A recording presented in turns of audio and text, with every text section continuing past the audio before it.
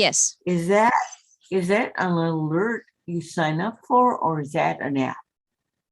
SDG&E Alerts is downloadable from the Apple Store. It's free, and SDG&E, our power company, created it, so it's for San Diego County. Oh, for all the CFIOC staff online here today, do other utilities have similar apps to what Angie is describing? Do you know? This is June. This is Sydney. I don't believe that PG&E has an app. I use an emergency alerts app out of San Diego County, but of course that's not tied to power shutoffs. So right now, I don't believe that PG&E has an app for their power shutoff events. That's correct. This is Jan with ILCKC. PG&E does not have a power outage app. What they do have, though, through PG&E is a report it. So if you see a down power line, they have an app that you could actually report it so that they can go and search for. That's the only thing that they do provide for individuals in PG&E region, that, especially in high fire risk areas that may, or even in the city for that matter, that may see a down power line. Jan, remind me, where are you located? Kern County. Kern, okay. So for PG&E, can you sign up for alerts and warnings? Only through the website. By putting in a specific address on PG&E's website. Okay. But not through an app. Right. Got it. All right. And then if I could add also, like Angie mentioned about that earthquake app, I use the same one. And we also, for Kern County, a Valley Air app is what it's called, which gives your air quality conditions, especially for those with, respiratory issues or severe asthma, anything to that effect. Excuse me, I'm waiting on a phone call. Let me take this. So let's go back to Angie, the earthquake app. The one I have is the California one, I think, called My Shake. Is that the same one you have? That's a different one, actually. Oh. Let me see. Let me see if I can pull it up on the, get a specific name.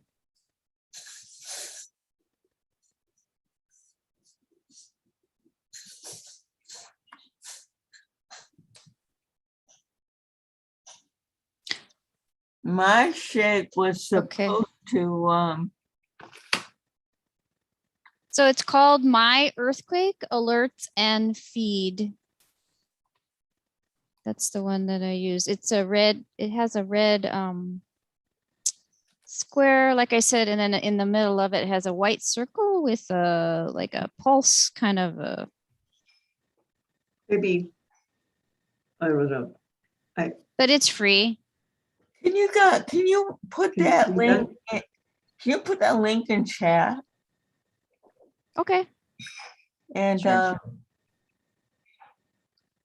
Okay, back to you, Jan. You had to take the call, and you were talking about you sign up for PG&E alerts through the PG&E website by putting in your address. That's not an app; it's an alert. Correct. Okay. And then we were talking about earthquake apps because many of us are from California. Are any of you using that My Shake app? I have that one as well. I don't like it as well as the other earthquake app that Angie even mentioned. And can you talk more about that? Tell us more. About the earthquake app? Well, no, Jan said she didn't like it as much, so just Oh, tell I us like- about the differences. this is the only one I've tried, so I can't compare it to anything else, honestly. I had just heard about it in a webinar or something this is just the one that I've used. I don't have any experience with any other one, so I can't really honestly compare this one to any other that are out there. So Okay. Yeah, and my comparison is the my earthquakes I like better than my shake, or is that what it's called, my shake? Yeah, I don't care for that one as well as my earthquake. And Jan, can you say why?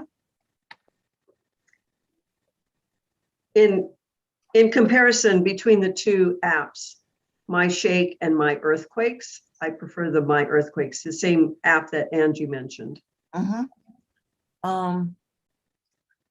Okay, my understanding is that my shake was supposed to give you a couple seconds notice.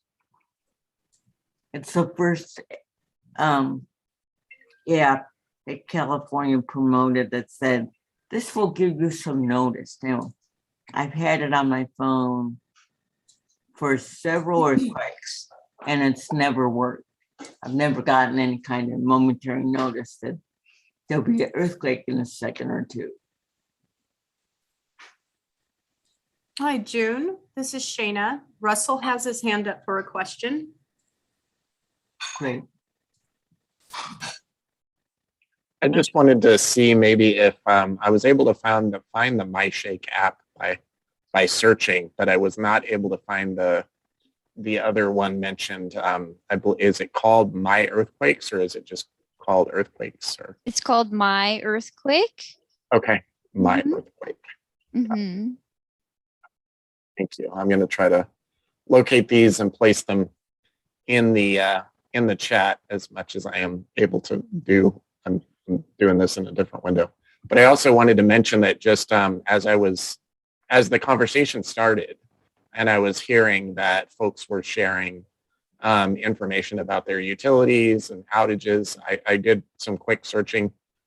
The only app offered by SMUD, my local electric utility, is literally a mobile pay app. So there is no mention of any kind of emergency push notifications that could come out from that app, sadly.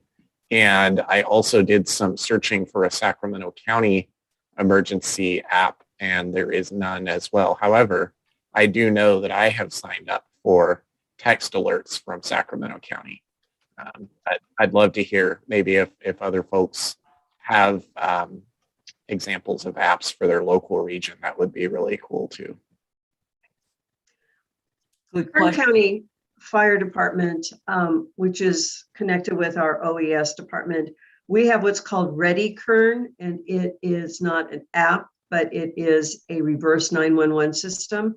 So if you sign up for that, then of course you could get that information directed depending on how you sign up and what type of alerts you want or need. So that's a Kern County sign up. But we also, here in Kern County, we also have the Smart 911 program. As opposed to just having 911, you can sign up for Smart 911 and provide all of your personal information as much as you want to provide to first responders. So if you have that, you could, let a first responder know where you keep your medication or what animals you have. You can download pictures. So everyone in the that was responding to that 911 call would be getting that information, and it's kept just briefly to first responders, like for the first 30 minutes. So by the time they respond to a home, with that being police department, fire department, ambulance, they're having that pertinent information for that household. And even if you're outside of your house and let's say, have a heart attack on street, they will know where you're located at because of the GPS. So, which is interesting. So let's stay with that for just 1 second. Alexander, I'm going to call on you in a second to talk about how Missoula is using the smart 911. But do any of the rest of you have smart 911 in your local jurisdiction? Yes, we do. Yes. Ms. Russell. That's part of whenever I signed up on sacramentoready.org, it also signed me up for both text alerts and reverse 911. Mhm.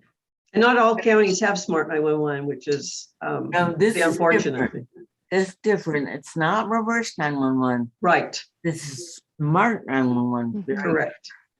Angie, you were shaking your head. Yeah. Yes, so San Diego does have smart 911, and basically it just alerts, I think, the dispatcher. When you call 911, your information's in their database. So the dispatch can relay that to first responders who might be responding to a call from your home. I have signed up for it, so they know that I have 3 dogs and that there are 4 people who live in my household.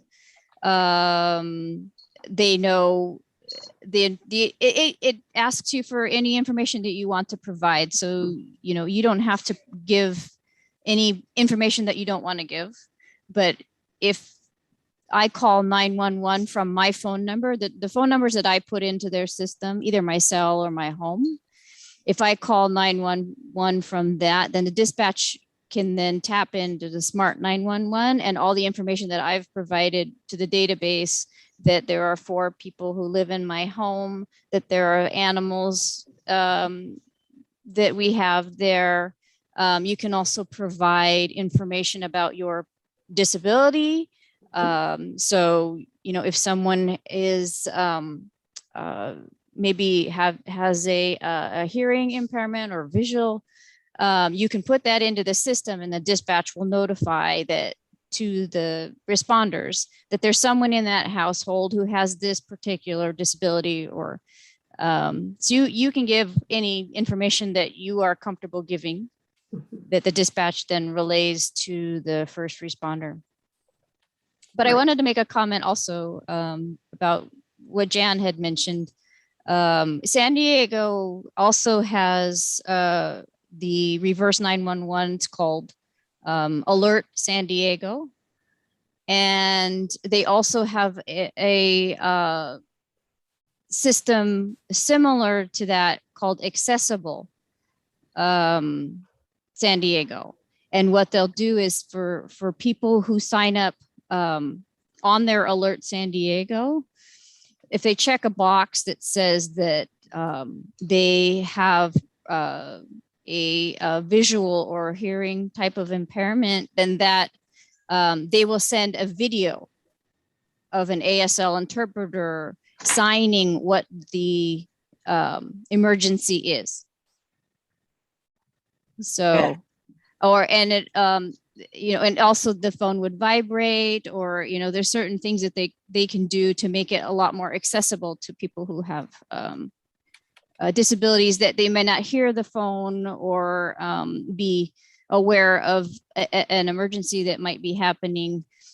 So they have other options for people who have particular disabilities to alert them.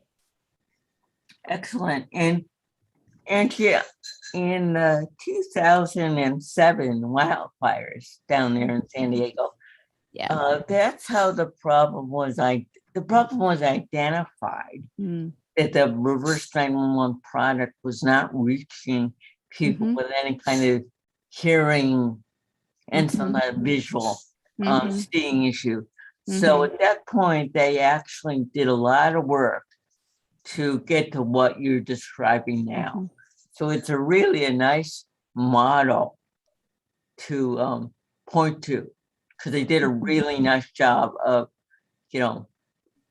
embedding interpreters into videos and captioning them and doing a lot of things they needed to do to make the text or the audio more accessible. So Mhm. good for them. Back to Smart 911. Alexander, do you want to talk about Missoula? Sure. I mean, Smart 911 is a commercial product sold by Rave company in Massachusetts. And it's available if your jurisdiction has bought into the system. It's got a lot of great features for that are all automated. For example, if you have to update the information in it every 6 months, they send you a notice and you update the information, and they always seem to be futzing with their pages for putting information in, but it's useful, as folks were saying. You can put in pictures, you can tell what bedroom your kids sleep in, you can describe your pets, etc. And what's nice is that the information doesn't go old. Jurisdictions can buy one or more components of the system, and Missoula County in Montana has bought all of them, which is useful because, the basic one, I think, I'm not sure it sends notifications. The basic one, if you call 911 from a registered number, they register not phones, they don't register people. Then all the information you've provided shows up on the dispatcher's screen, which the dispatcher can then relay to the first responder as they're going to your location. And then you can opt in to getting notifications, push notifications. And I would urge you, even if your jurisdiction, and I'm using that because it's not all counties, sometimes it's cities, sometimes there's a couple of states, the whole state has Smart 911.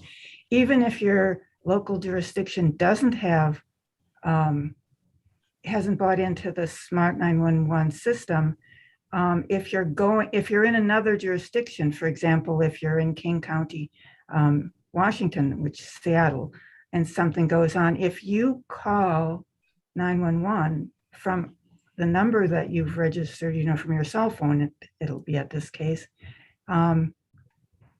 they'll still know, and you'll still get notifications.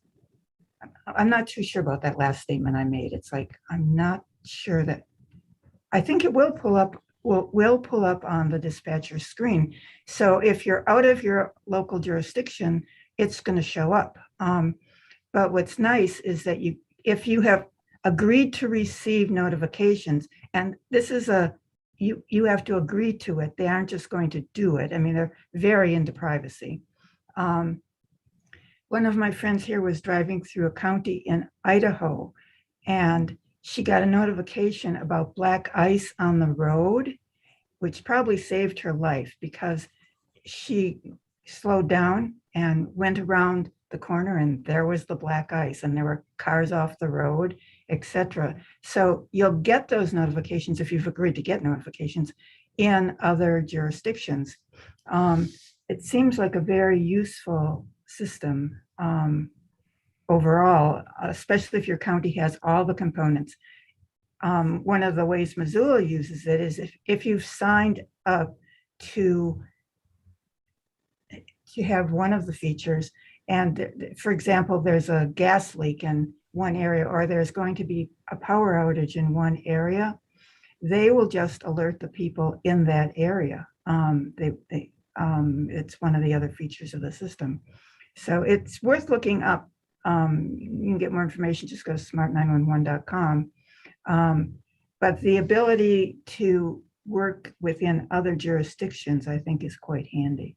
Yeah, It isn't just a half-hour time frame. I think it's half an hour. The information goes off the dispatcher screen is half hour after the response is finished. So if they're at your house for like 4 hours, it's not going to go off till the whole response is finished, but then it goes away. They are very into privacy, which I think is a great feature of the system, and are always looking for suggestions for improvement. We've liked it here. One of the ways they've advertised it here is like, they go to like public fairs, etc. But when you renew your vehicle registration, they actually had a form in there to sign up for 911, Smart 911. So it's handy. And it's free to the user. It's your jurisdiction that pays for it. It's free to the user. And I think that that's important to let people know that you don't have to pay for it. So we tried to get LA to buy it, but it is priced by population. And so the price for the city of LA or the county was huge. And they chose not to. However, because LA County is made up of 88 cities, I live in the city of LA, but if I drive 3 miles east, I'm in the city of Culver City, and they have Smart 911. So it pays for me to have it on my phone for when I travel, drive, whatever.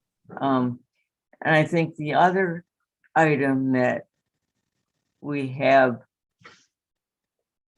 thought was extremely important was that this is a mainstream product, and it is a great alternative to registries for people with disabilities that don't work. And we can have a whole call on that, but the fact that anybody can register or, information, it's mainstream. So whether if you have a disability, fine, tell them what you think they need to know, but it's not special. And they prompt you for updates at least twice a year. So although it costs the jurisdiction money, it is a nice product. So. Well, the idea, this is Alexandra, the idea that everybody needs a safety profile, as you're saying, it's a mainstream product. Everybody needs a safety profile, not just people with disabilities, and it gets out of this whole special needs bullshit. Oh, excuse me. Which I think is really important. And as I said, the company is quite responsive to making changes. And with California, I don't know, there may be folks already working with RAVE from different parts of California. I know Missoula County was an early adopter and has a great relationship with RAVE, and they always put in the suggestions that the emergency management people who maintain the stuff here for our county do. I mean, they're very, very responsive. I would think California could have a lot of clout with this one.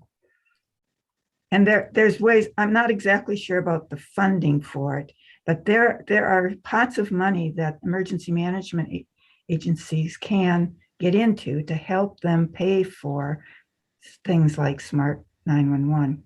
I think that it would be interesting to see what the LA differences were, because June, didn't you do some work with LA County, and it was just going to cost millions and millions and millions of dollars for them to set up their own separate and unique system that was just going to be for people with disabilities? Yes. Yes. So that's why this is a nice solution.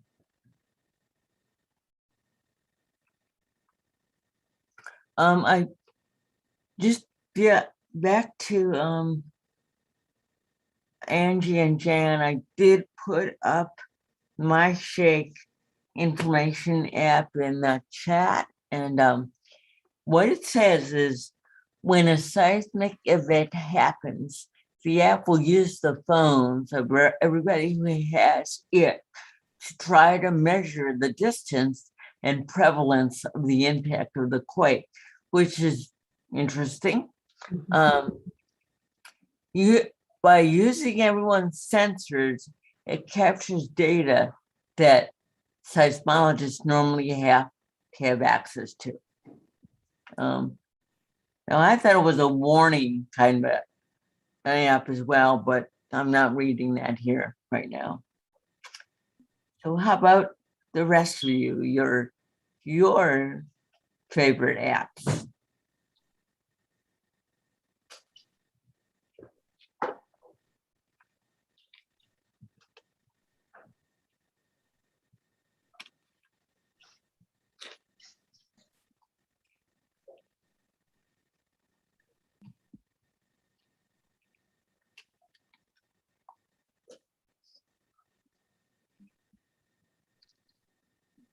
How many of you have the FEMA mobile app on your phone? I think I used to have it and just recently took it off, to tell you the truth. Yeah, I have it. I can post information on it. I haven't found it particularly helpful, but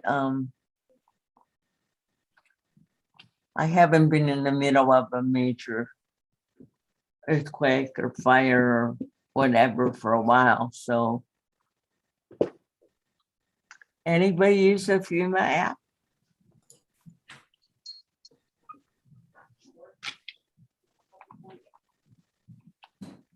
June, this is Shayna. Russell has his hand up for a question or a comment. Go, Russell. Thanks. I was just going to ask too, for these apps, particularly the FEMA app, would it be possible to get, maybe we should make some connections with the developers of these apps and ask them what kind of data sources they're using. You know, from someone who's done a little bit of IT work in the long ago past, I would think that a lot of these apps are they're only going to be as good as the data that comes in. And with something like FEMA, they've got so many sources and points of information that they could bring in, I think. So that's actually, I'm kind of sad to hear that folks are saying that they've had it maybe and didn't find it to be terribly informative or helpful. But, you know, I think a couple things. One is the fewer apps we have to use, the better. And two, the better data we can get, because that's really what this conversation I think is about, is being informed and being informed as quickly as possible. So I'm curious as to, has anyone found of any of the things that you do use, is there something that you feel is helping you currently? And that's, I kind of had to ask myself that question. I'm like, well, I don't really know the answer to that. One thing I can say that does help me some is transportation-based apps that I rely on public transportation a lot. So having apps that help me understand if part of the network is not working appropriately or if there's some kind of traffic issue. But those are really surface level things. I would love to have an app that would let me know, like, hey, oh, actually, my Alexa does this for me.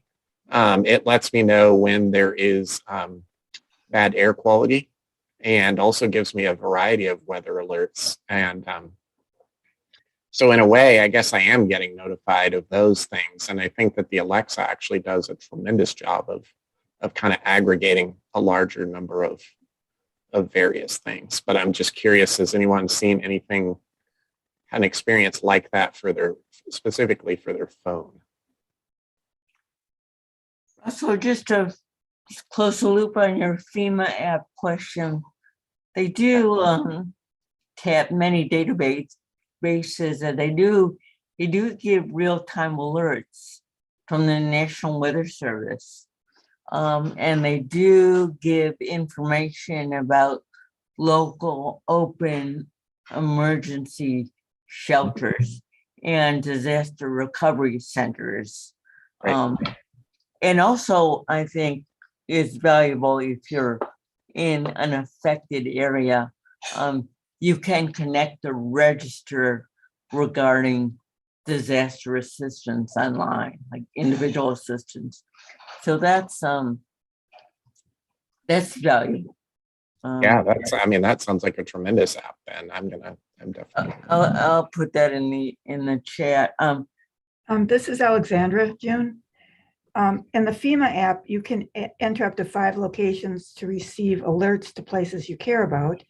And you can pick the kind of alerts you want, and they're based on the kind of disaster it is. If it's a flood, if it's other kind of weather events, there's nothing like a power outage, but you can pick so you're not getting overwhelmed by everyone, and just put in 5 different locations.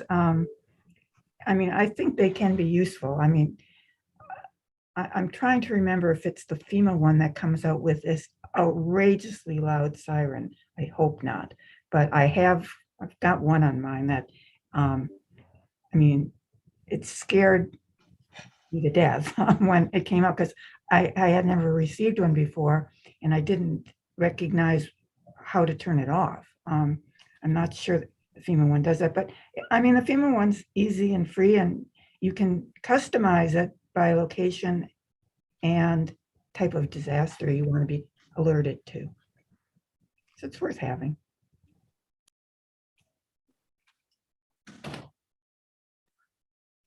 Russell, my favorite app for transportation is a couple of times ago when I used to travel and spend a lot of time in Washington, D.C. It was an app for the Bend Metro, and it let me know what elevators were down. And that was priceless because nothing like wasting a half hour having to get on and off a train because the elevators don't friggin' work. Yeah. I don't know if Bart has that or not.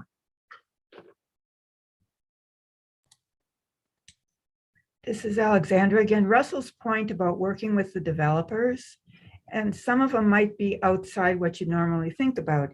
It's like the React app is oriented toward campuses.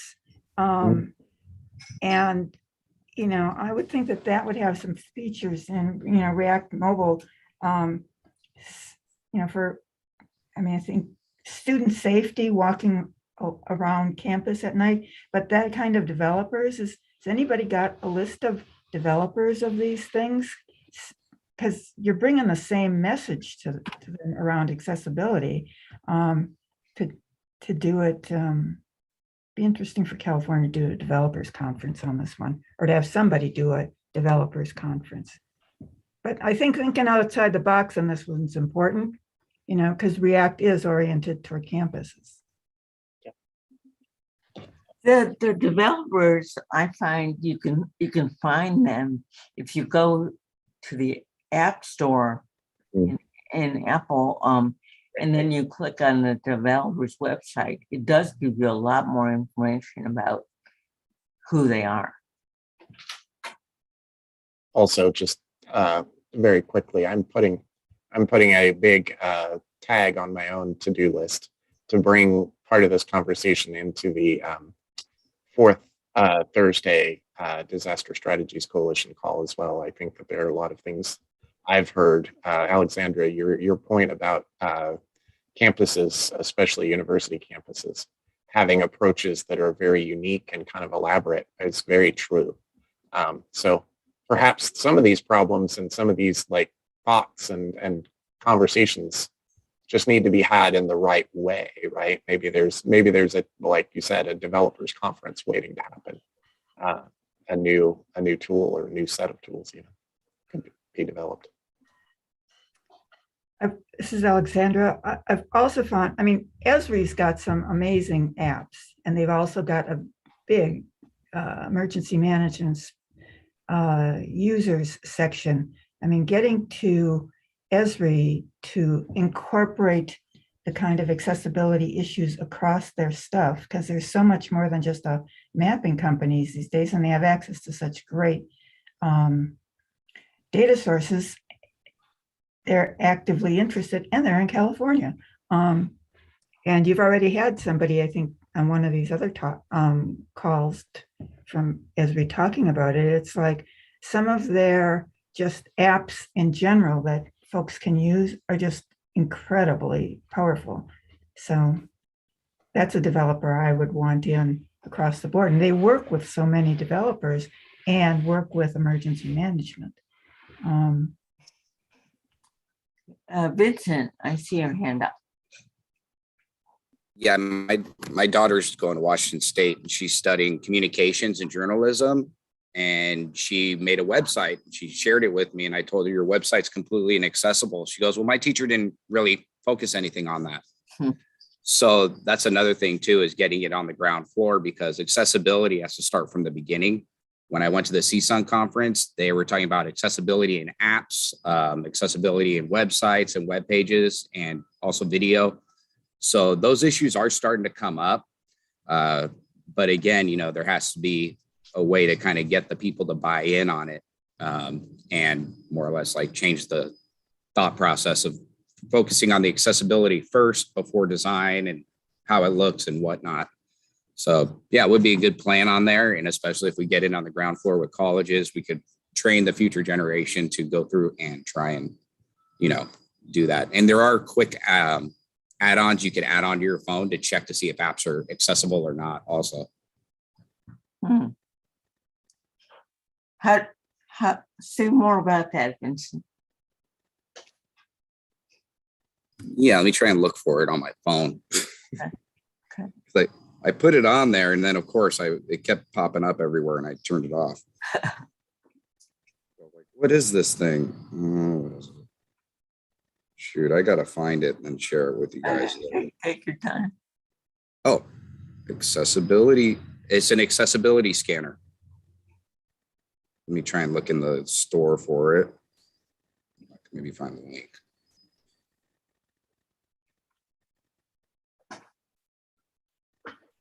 Ability. There we go.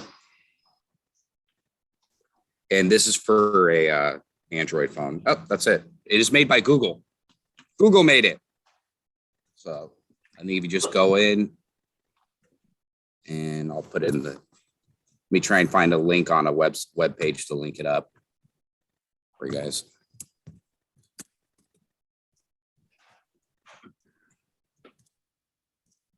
I have one app that I love and I hate. And it's called Citizens App. See, citizen, like the word, apostrophe S.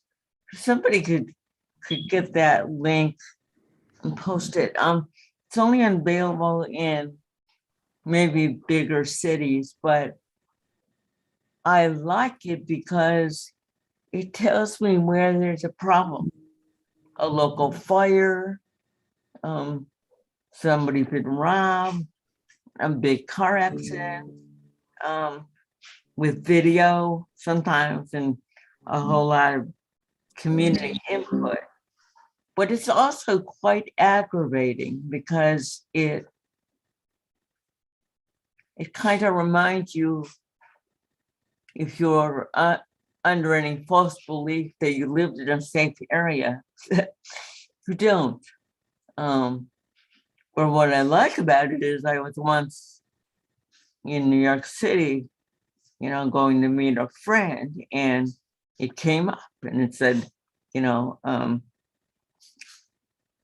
man with a knife 2 blocks from you. And I just avoided that and went around that area. And I was grateful for not having to roll right into the middle of that hoo-ha. So it's good and it's bad. It monitors police scanners, and it also gives me a lot of COVID information data, local LA data every single day. So, I mean, if you want that kind of thing, it's good. If you don't want to be reminded of all the mess going on around you, it's not so good.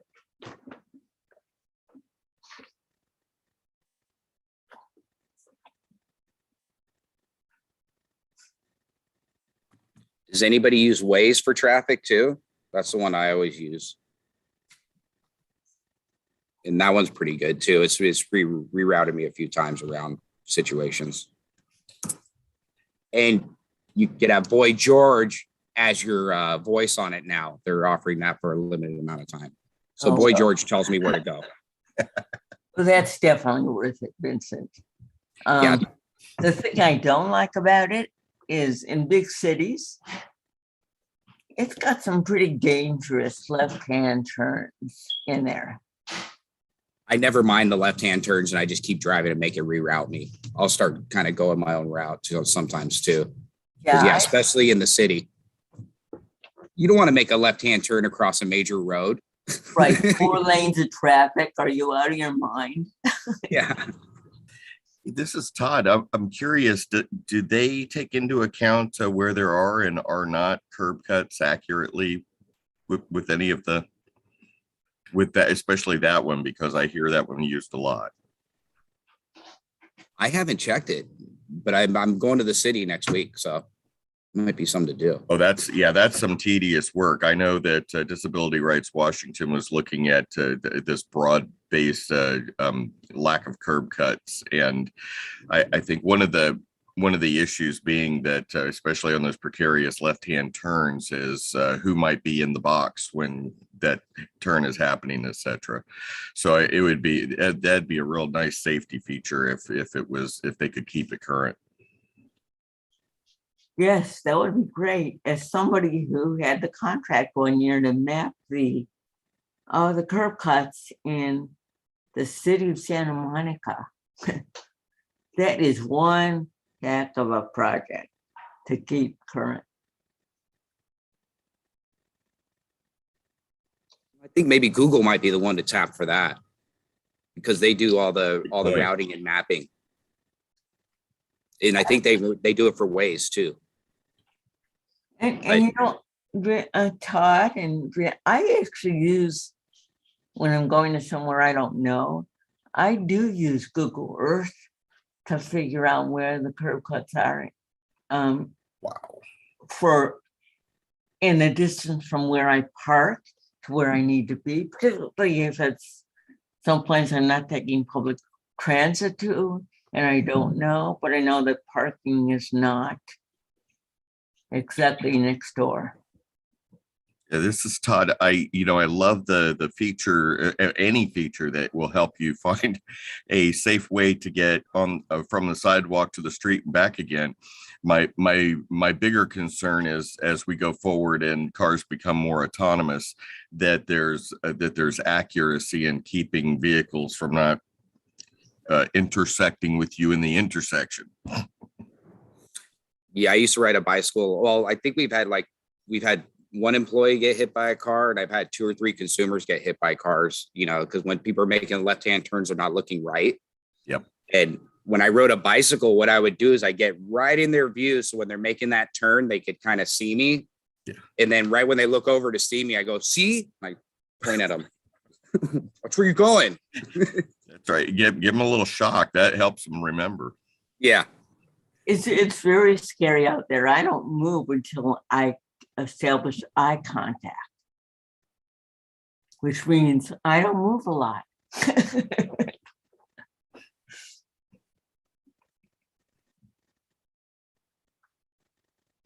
How about the rest of you? Apps.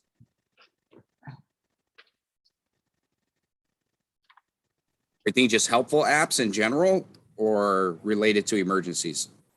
Well, emergencies were, we've kind of done a broader net, but frankly, it is an emergency if in your transportation system an elevator is down. It is a personal emergency, or, there's a fire 2 blocks from you. That is an emergency. So yeah, anything like that. I know for people that are hard of hearing, I've been utilizing the Otter App for people, like if there's a loud environment or whatnot, or emergency, what type of situations. The Otter App's great. It'll transcribe everything for you in real time. You'll get close to all the right information, but they usually fix it pretty well. It is a pay to play. You get a certain amount for free in the beginning. And if you're going to school, you use that as a, an accommodation to get that on there. And then you don't need a note taker. But especially in emergency situations with loud noise and whatnot, the Otter App really helps out. I don't know if that part of it, but I have to second that. I am a turbo use of Otter. I use it every single day, and I have used it to communicate with people who are deaf, and it's worked really well, and they've adopted it since. It makes some communication in an emergency really easy. And also, there's nothing like 4 hearing people and 1 deaf person at a dinner, for example, at a nickel conference or somewhere. It totally brings them back into the social interaction when there's no interpreter. So I mean, I love that. That is my very favorite. It is an app. I use it for note taking. I use it for everything. I love it. Yeah, like last weekend we were at a wedding with my family. My mom's hard of hearing, and she has awesome hearing aids. You know, she's got her big hearing aids, and they're awesome and everything. But in a loud environment, it's useless. So she was sitting there with her confused look. I finally recognized it after being her son for like 40 years, 40 more. And it took me like within the last 5 years, I was able to tell when she couldn't hear something, and she just kind of zoned out. So I just turned on the app, put it on her lap, and she could hear the wedding vows, all that stuff. Because like people are laughing, and it's like, well, I don't know what they're laughing at. I'm just going to kick back, and it really helped out for her. So Excellent. So glad you brought that up. I can't believe it never occurred to me. It's like so much a part of who I am, what I do. Changes are happening fast. This is Todd and June. You and I have alluded to this many times in the past, but as our cities and local communities become more of, I don't want to say smart cities because that I think term is being way overused, but as the environmental controls are becoming more community based, kind of like what you'd have in your house, I think the abilities for us to be at the planning table is going to be really incredibly important, because the nuances that city engineers are going to forget as they're helping folks with these apps is that for the geolocators and the things that people may not consider to be a danger if you're doing a mass evacuation would definitely be an issue for some of us. And depending on the circumstances for anyone. So I think going forward, I think as the city engineers start to interface with the developers of the applications, having a seat at that table with them would give them a perspective that they probably overlook. Yeah. universal design, that's the key. Universal Just to, design. Have it work for everybody. That's Ramps don't just help people in wheelchairs. That's Exactly. Yep. I want to go back to communication accessibility and Victor's point about Otter. I had on my phone over the years, and now they kind of disappeared, apps that had pictures on them. So people who didn't speak the language I spoke, I could still communicate with. I mean, I can still use Google Translate, but if they're not readers, picture apps. Does anyone use a good picture app for emergency communication?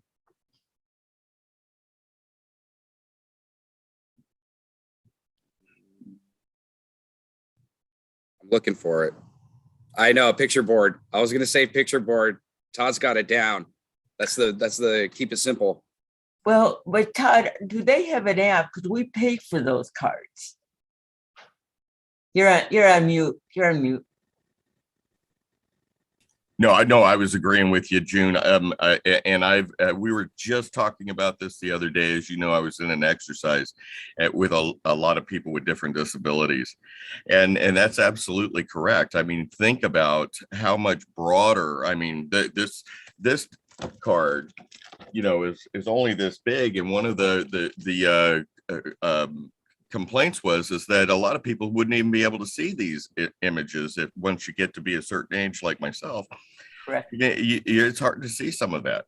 But a tablet, which we had plenty of in the shelter for the exercise, or even a cell phone that could go through thousands upon thousands of pictorials, probably by just using your language and your voice, would be fast and so effective. Because in that moment when everybody is so anxious because they're either going into a shelter, they're in an emergency situation, to be able to access that image really quickly would be ideal. I bet there is out there. I just didn't have time to do an exhaustive list. The other wish app I need is one that will translate my speech to ASL. Is there an app for that? Nope. ASL's too, sorry, I studied ASL. That was my major in when I went to school. ASL has too much flavor to it. So they're having a hard time catching the idiosyncrasies of people signing, and the language is changing all the time, especially with the advent of phones, because more people are doing one-handed sign language now. So yeah, more would be here. More is here now. So everything changes. So they've been trying to map it and do it for years. They say they got it.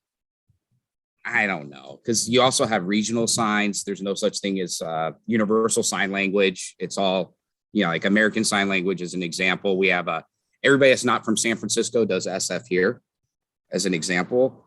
All the people from San Francisco do SF here. So it's just like one little change on there. And Localized. the computer programming or the artificial intelligence just really isn't there yet. I use what is it called? I go through and I use ASLU, and then I look up the signs, and then that's how I was teaching people when I was working with sign language. And that's a web page by a guy from Sacramento. Let me try and look it up, and I'll put the link in there.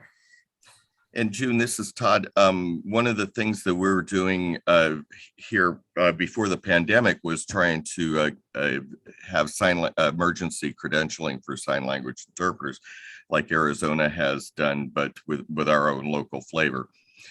It's exactly what Vincent has said, is that people from out of state are not going to know what Puyallup is. It's a city named after an Indian tribe here. So a lot of those details are really nuanced and really important. But the one thing we are going to teach, and we're already starting to have some groups, is common gestures to be able to use. And that's going to open up another can of worms, where we want to find common gestures that may be multicultural, multi-language. But for just standard ASL, having common gestures that we can use to kind of keep it, at least have a semi-accurate start of a conversation before we can actually have those credentialed or vetted sign language interpreters there. Yeah, and they changed it. When I first started taking the program, it was 2 years of deaf studies and deaf culture in American Sign Language. And then it was 2 years of like hardcore interpreting school. In the middle of the program, they go, no, it's 4 years. You have to have a bachelor's in anything. And then you take the interpreting school, in which, I got a daughter, I had to make money somehow. So that didn't work out on the interpreter side, but I'm here. This is Todd. And one of the most frustrating things there is trying to find a program. Up here in Seattle and in the Washington area, it's more difficult. When I talk to June and folks from California, I'm envious when you are able to, with such a huge population, get the amount of sign language interpreters that you need. I believe the training programs are a lot more available. Whatever you do, learn from our mistake and make sure that those programs stay intact. And if you can, encourage them to consider not putting people through a doctorate degree to be able to do American Sign Language. We're so desperate for teachers in Oregon that they're letting people without a college degree start to help out in the school system. It's a necessity due to a disaster that needs to be taken into consideration. And it's a culture in itself too. So, that's one big major thing on there. So two things. One, so Dawn, heads up, I'd like you to talk to us more about what you posted in chat. And if you don't want to, I'll read what you said. But Todd, one of the issues of pictures and sign language is that when we really user test them for understanding, they're all over the map in terms of reliability. What we think is clear to us is not clear to someone else. So whether Absolutely. it's the sign, key signs or key pictures, you have to be really careful. I once Agree. used what I thought was a very clear picture of a shower. The showers are over there. I remember that. And somebody thought that the shower was radiation raining down on them. Ay, ay, ay. So It's exactly what you say. The important stuff that it really needs to be taken into consideration. And boy, oh boy, do we have a lot of people that have their different expertises that are going to take part in that. But again, some communication, if we can keep it from being dangerous, will be a great thing. You know, until we actually get. It's not going to be official or authentic without having those people that are trained to do it. But in a pinch, a piece of paper for somebody who can read and a pencil is a great assistive technology. So Dawn, do you want to talk about My Tune Radio app?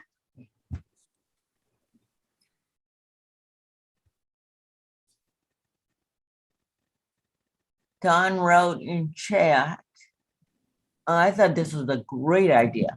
My Tune Radio app. You can listen to radio stations from around the world. Go ahead, Dawn.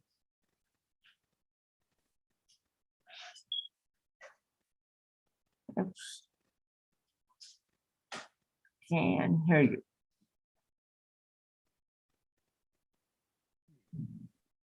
Radio stations from around the world, including radio stations from out of the area that may have info about an event when local stations in my remote area are down.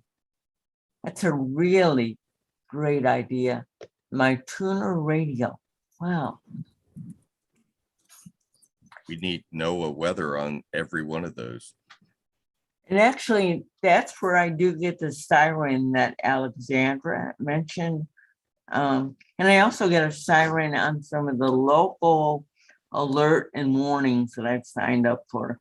Very annoying sirens, for example, Amber Alerts in LA come with sirens. You can sign up for the local alerts. So I'll be outside and all of a sudden my phone goes off and I look around and a lot of people's phones are going off at the same time. Dawn also mentioned apps from the Red Cross. And they have a really good. My name is Michael.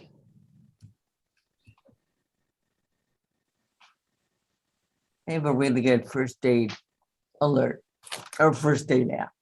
I'll try and find it. But June, Todd, just curious how what your feelings are for the Safe and Well Red Cross app for locating folks. A Safe and Well app is what the Red Cross uses to have people enter information when they're looking for someone. I think it's fine.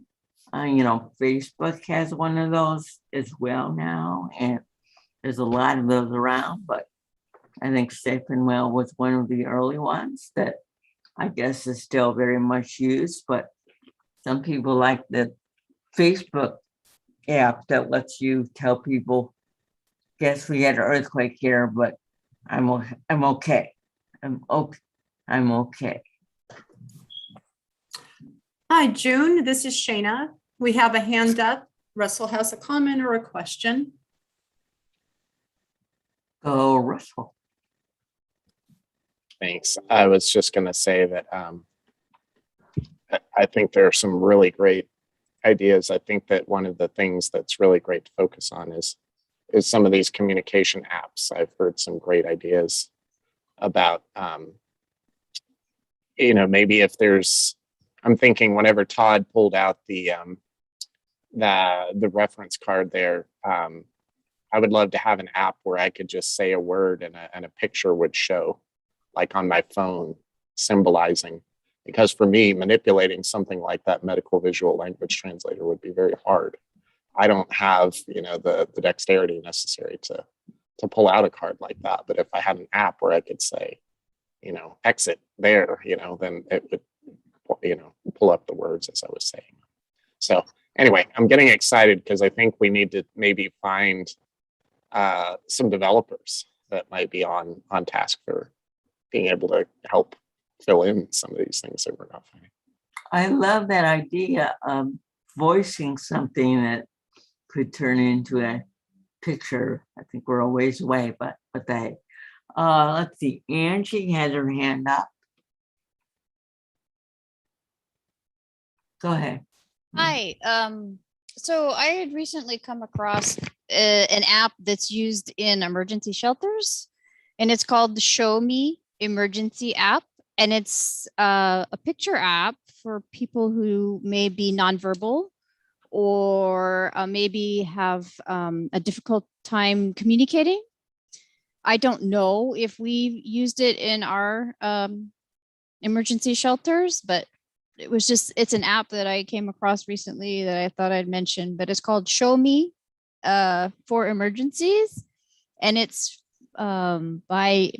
it's on mass.gov, mass.gov.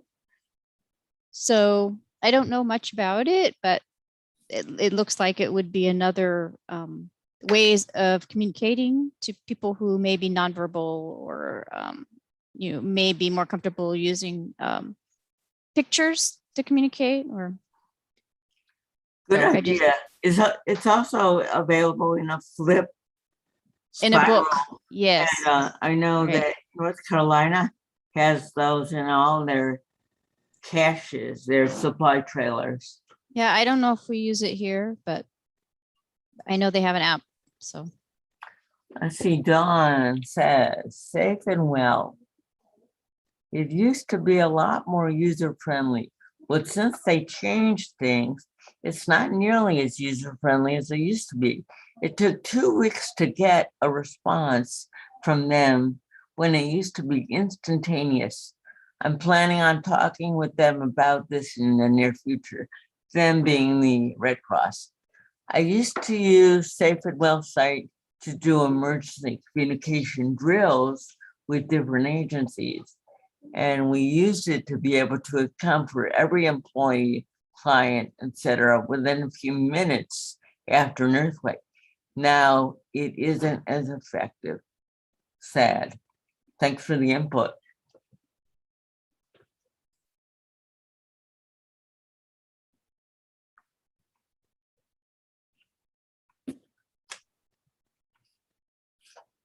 Hey, June, it's Todd. If I could give a quick response for Dawn and for Russell. You and I have been working with Mary Casey Lockyer and other folks within disability integration within the Red Cross. And I think we have heard that there's some major things coming from an IT perspective. This would be a perfect opportunity for Dawn's input there. To make sure, especially as a user, I think if she was available to really give them some granular detail, and the feedback would be hugely beneficial for everybody. And to Russell's point about finding a developer, my goodness, I mean, you and I, June, have talked for years about what Code for America has done and evolved into. Boy, if we could locate someone who could help us out with these things. So we're working directly with a developer. I think Russell's right. This would give us a fantastic opportunity to tailor things that take into consideration every possible disability, every possible barrier, and avoid them right from the start. Thanks. And again, I don't want to detract from the conversation too much, but I definitely would like to see that we have some kind of action item steps that come out of this particular kind of conversation that we could bring to the fourth Thursday systems change focused call. So I'm very excited, and I think maybe the core nexus of the folks here could actually get some of that done. So And Russell, I want to underline one more thing for your Thursday calls is every utility should have an app. Like what? Agreed.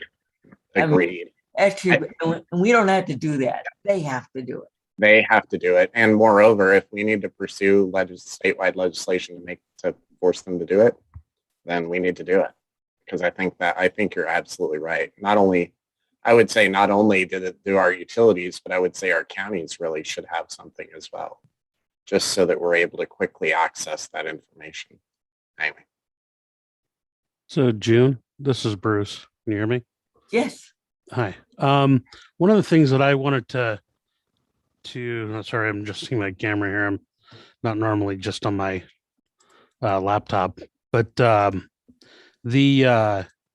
San Bernardino County Ready SB County app is, I think, a pretty good app. I've used it before due to the wildfires that we've had up, and just kind of really to test it to make sure that it works. I don't know if you can see any of this, but it has here down at the bottom a my status button. And if you hit that one button, it takes you to a page where if you've entered in all of your contacts, names, and numbers, with one button, you can send an I'm okay.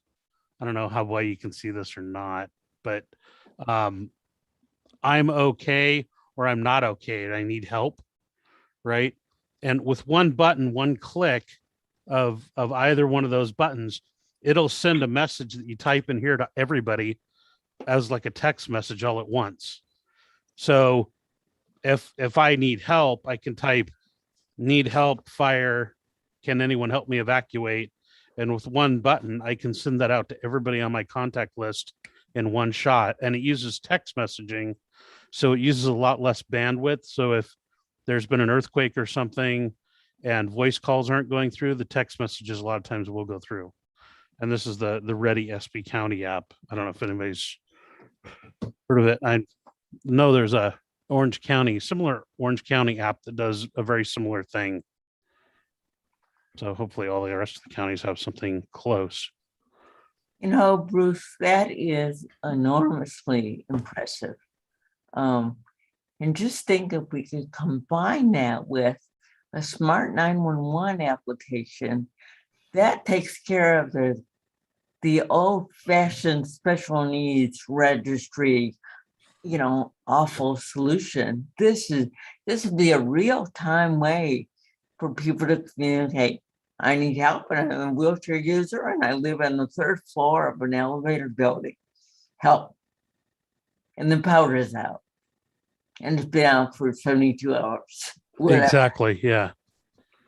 I love that. I haven't seen that before. This is Todd in June. I mean, you guys are at the pinnacle when it comes to all things related to power outages. I've been bragging about you all over the country with the work that you're doing in California.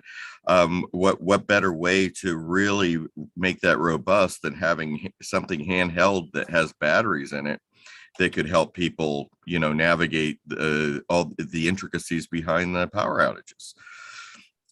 I'm Bruce. It would be really interesting to see if other cities have adopted, other counties have adopted. I have not. That is so impressive. Yeah, it's pretty cool. The other thing, June, I know this is a California thing, but with the banning of all low horsepower motors, engines, gasoline engines, that's going to kick off our people that need generators, home generators. They're not going to be available for our consumers, and the only thing left is going to be the battery things like the Yeti or the GenArc, the battery bank units. The state of California is supposed to outlaw those, I think, by 2022. So people with disabilities, all of those home generators, most of them run about maximum 25 horsepower, and it falls right in that low horsepower area that Governor Newsom wanted to get rid of. So it's kind I of hope they make an exemption, Bruce.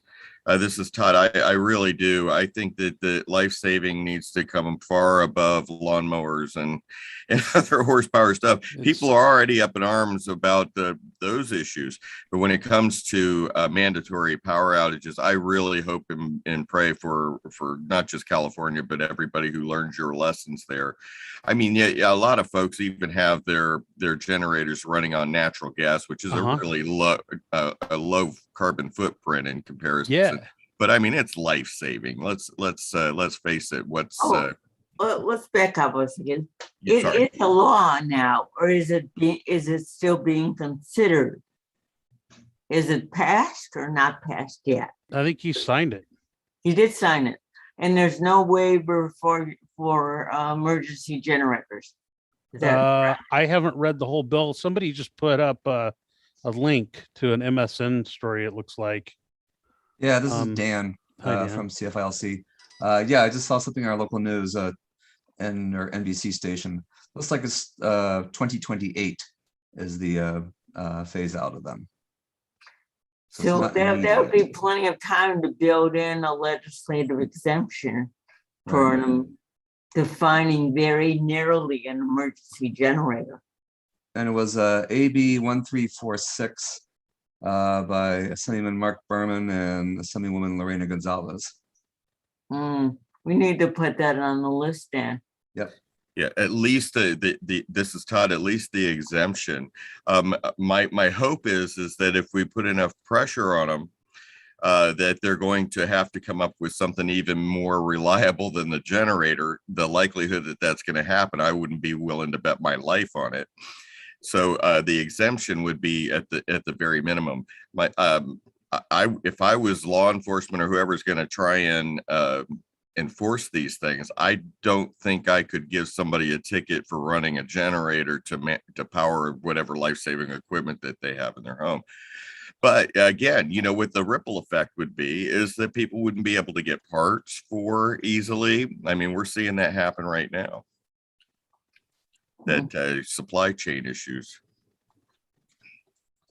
Well, let me just check in. We only have about 6 minutes left. Shayna, you're saying the poll is not working today. Is that correct? Hi, June. That is correct. Okay, so I'm going to repost the link, the SurveyMonkey link. So if you all could indulge us with giving your feedback regarding today's call, that would really help us out. And, you know, this has been a very wide-ranging discussion, really fascinating. And it so informs some of the other work we're doing, our legislative work, our advocacy work with developers, you know, generator exemptions, the fact that Safe and Well isn't working like we thought it was, the really best, I don't ever use this term, but I will today, the best practice that Bruce talked about in terms of that San Bernardino, yeah, wow.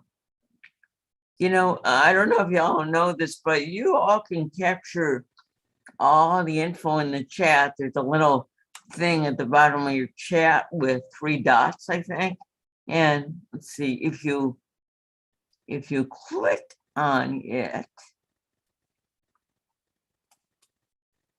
it'll say save chat, and then you can save it to your computer because there's a wealth of information on today's chat. And I know Cameron will also help us to get this attached to next to the recording that will go up. So, Hey, June.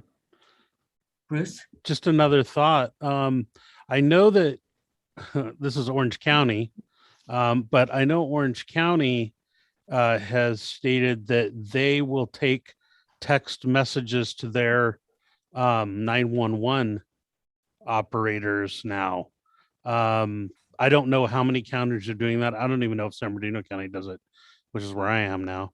But I wonder if you could just enter that into the Ready SB app as 911 and send a message to 911 with your address, saying that you need help. I don't know, it's a thought.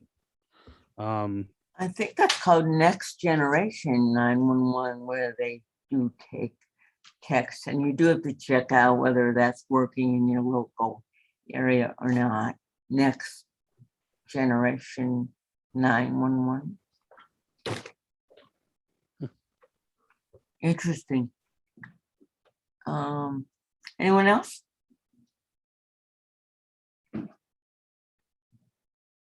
Well, thank y'all. I know I learned a lot, and there's a lot of good information to think about in chat today. So I'm gonna save it. June, could I quickly add to a little quick plug for Thursday, the 28th? That's our California Disaster Strategies Coalition systems change call. It is at the exact same time and on the exact same channel. If you have the link for this meeting, you've got the link for that meeting. It's at 10:30 on October 28th. And I'm looking forward to continuing the conversation that we've started about putting together a list of compiled resources that you are already using, and also now continuing the conversation about how can we make kind of a dream list, perhaps, of what we see as gaps. And I'm thinking that hopefully, as we move along in that conversation, some of them somebody will say, "Oh, there's this that we could, say is good for that." But in some cases, I think Todd, thank you for mentioning Code for America.